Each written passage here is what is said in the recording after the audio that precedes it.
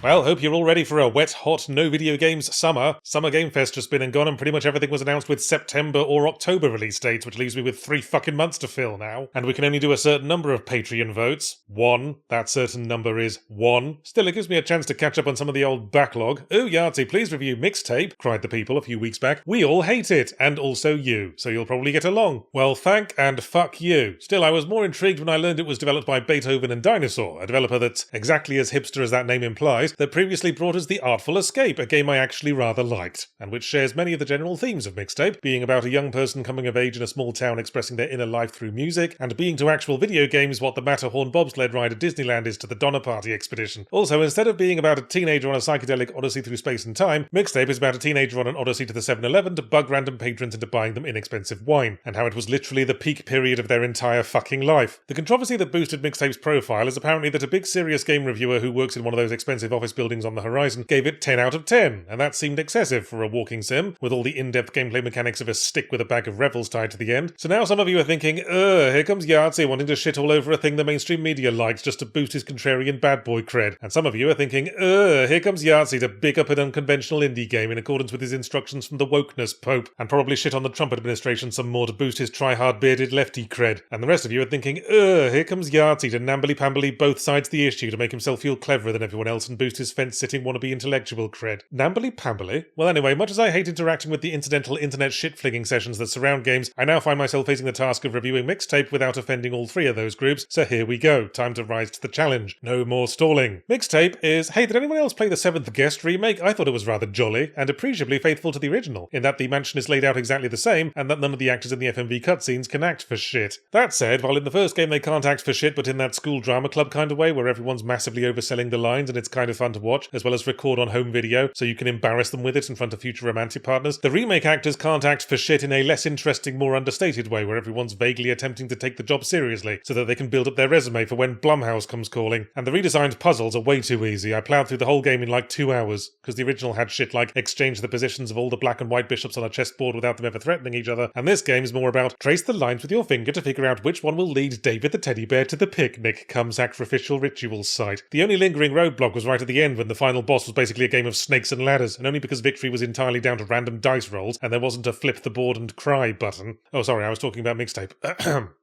Subnautica 2 is a Yahtzee, enough with the fucking baited switch fake review bollocks! It lost its energy the 3rd time you did it! Oh fine. Mixtape is a short narrative game about a group of slacker teenagers in small-town America, depicted in a sort of Scooby-Doo meets K-pop Demon Hunters art style, preparing to go to a big party on their last night together before the main character goes off to New York in pursuit of a dream, and inevitably gets the kind of reality check experienced only by single squares of toilet paper in the bathroom of a Chipotle restaurant. On the way, they relive memories from their wild teenage years against the background of a series of licensed music tracks that are all introduced by the main character speaking directly to camera like she thinks she's Ferris fucking Bueller. In fact, that's a good point to dwell on. Whether or not this game appeals to you will depend heavily on your answer to the following question. Did you relate to Ferris Bueller's Day Off, or did you think the main character deserved to be locked in the bathroom of a Chipotle restaurant at 3 a.m. with his mouth taped shut? Because if the latter, you're going to have very similar thoughts about Mixtape. Gameplay consists of a few things. There's skateboarding, because they're teenagers in the 90s, of course there fucking is, where we weave dangerously through traffic and the town is some kind of Isha-esque nightmare where every destination is somehow downhill from each other, and then you spend time walking around a room pressing the contextual use button on random things to hear the protagonist talk about the things, and progress is made when we click on specific things that lead to flashback scenes usually featuring some mini-game or other, all of which do a good job of going towards what I assume is the overall intended message of the game, that being a teenager in small-town America mostly entails pissing about. Let's piss about skimming stones, let's piss about with a shopping cart, and the game lets you piss about for as long as you want because it's summer, what else are you going to do besides sit around your bedrooms being judgmental about your schoolmates? If the sole measure of an artwork's validity is that it successfully makes you feel something, then Mixtape is valid. I certainly felt something at the first kiss sequence, where we are invited to simultaneously control 2 wrestling tongues, like Shoggoths fighting over the remote. What I felt was revulsion, but hey, first kisses can be gross. Mine certainly was, but then it was with a dog, and I forgot to make sure it was facing the right way. The game is fond of fantasy sequences, but doesn't seem to have many ideas for those beyond protagonist starts flying. She flies because she's happy, she flies because she's triumphant, she flies because she's feeling betrayed at one point, but that's more of a sad levitate thing, and all the while you get to loosely steer her and maybe press a button to do a barrel roll in a weak attempt to convince yourself you're still playing a video game. There's certainly an authenticity to Mixtape, generally good standard of writing, and a sense of whimsy that does evoke the same positive vibes I got from Artful Escape, but ultimately this is a nostalgia trip for the author, and anyone who had similar experiences in their teens, and as such will be somewhat lost on everyone else. But for all that, probably isn't worth making a fuss about. I came out of it thinking, that game felt like watching the first act of a Friday the 13th movie, and then turning it off before you get to the all-important catharsis of Jason murdering all the annoying twats with a variety of gardening implements.